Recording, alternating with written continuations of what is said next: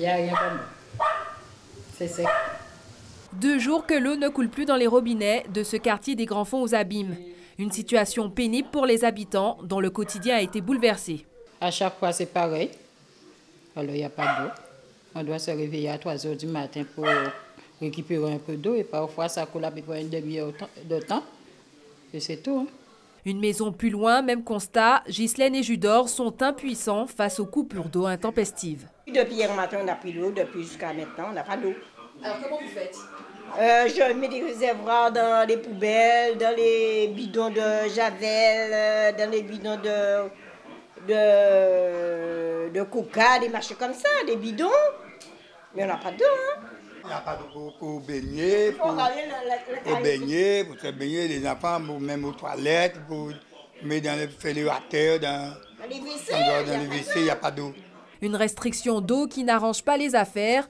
Depuis l'absence du liquide bleu dans les robinets, Rudy a du mal à rentabiliser sa location saisonnière. Si le soir, si je joue à 2 h du matin, on aura l'eau.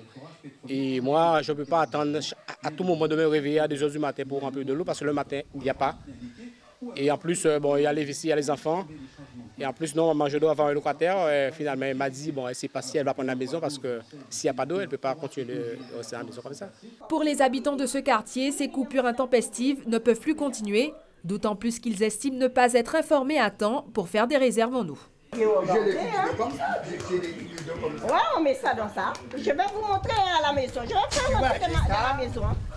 J'ai ça. Je le prends pour nettoyer la maison, pour nettoyer. Parce que c'est hier, parce que des machins comme ça.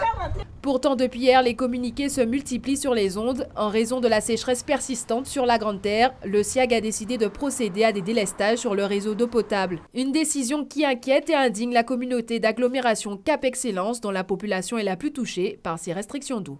Nous sommes en période de pénurie. C'est normal qu'effectivement il y ait des coupures. Maintenant, ce qui est à déplorer, et particulièrement sur la zone nord de la ville des Abîmes, c'est que c'est récurrent. Régulièrement, les abonnés sont de l'ordre d'une semaine, 15 jours sans eau. Et souvent de manière intempestive, c'est-à-dire qu'ils ne sont pas prévenus. Et ça ne peut pas durer. Pour le moment, il faut vraiment penser à se rencontrer, à établir, je dirais, une relation commerciale de bonne intelligence pour que tout le monde puisse s'y retrouver, parce qu'aujourd'hui, il n'y a que les abonnés qui en font les frais. S'asseoir autour d'une table pour trouver des solutions aux problèmes d'eau en période de sécheresse, c'est l'un des enjeux qui sera débattu demain en préfecture à la réunion d'urgence de la cellule veille sécheresse. Ok, très bien.